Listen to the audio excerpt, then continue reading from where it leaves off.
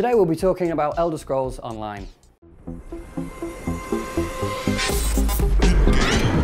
So I was lucky enough to get my hands on the Elder Scrolls Online beta, and what I thought, you can check it out now.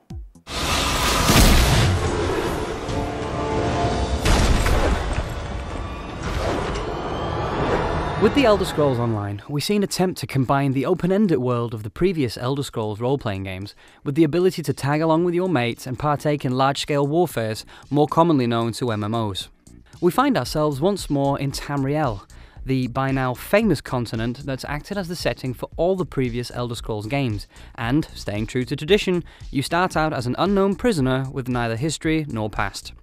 As far as storytelling goes, it's a bit of a farce by now, but it's served the series well all these years and its previous incantations, and if it isn't broken, I guess there's no need to fix it. You create your character from one of the game's 4 classes and 9 races, each belonging to one of 3 political and military factions that form the framework of the game's central conflict, the fight for the throne. The classes are archetypes of the traditional variants: warrior, healer, sorcerer, and thief.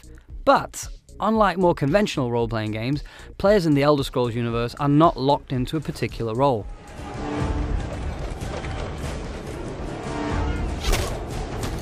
This allows for a huge variety of playstyles, which has always been the forte of the series. The system is not without pitfalls, however, and the freedom means that there is no obvious route for character development. Without guidance, players may find that they've invested their skills poorly, resulting in a weak character early on, which makes this first handful of levels a direct chore to complete, until you unlock enough skill points to rectify your mistake. Having said that, the system is not quite as free as it first appears though, and while nothing prevents you from playing a sorcerer in full plate mail, wielding a 2-handed sword and handing out lightning bolts like they were Girl Scout cookies, it is unfortunately impossible for you to later pick up stealth skills of the Nightblade or the tanking capabilities of the Dragon Knight.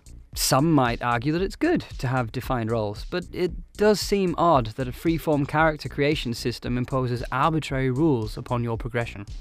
The combat itself is the game's biggest asset, and fans of the series will notice not only the opportunity to play in first-person perspective, but also that unlike other MMOs, there is no auto-target ability per se.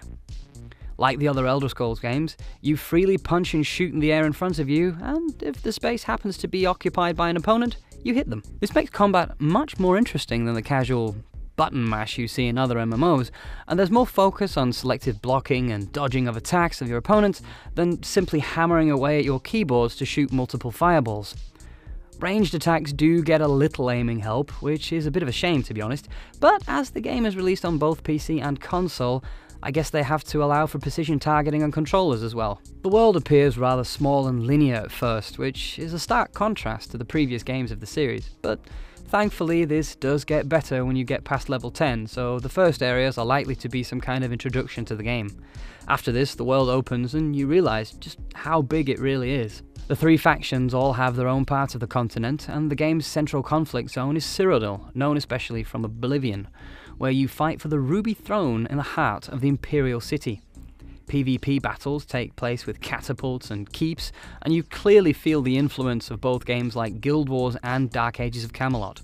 The graphics are quite impressive, and it's a pleasure to see trebuchets smash castles and people alike. It doesn't quite capture Skyrim's raw, realistic style, but nor is it a cartoony MMO as one might have feared.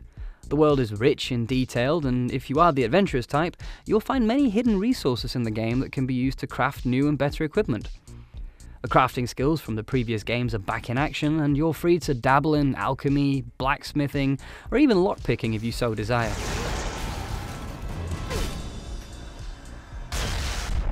Skyrim's love of voice acting and dialogue are also back in action, but unlike its predecessor, they're not just reusing the same 3 voices for every character in the game.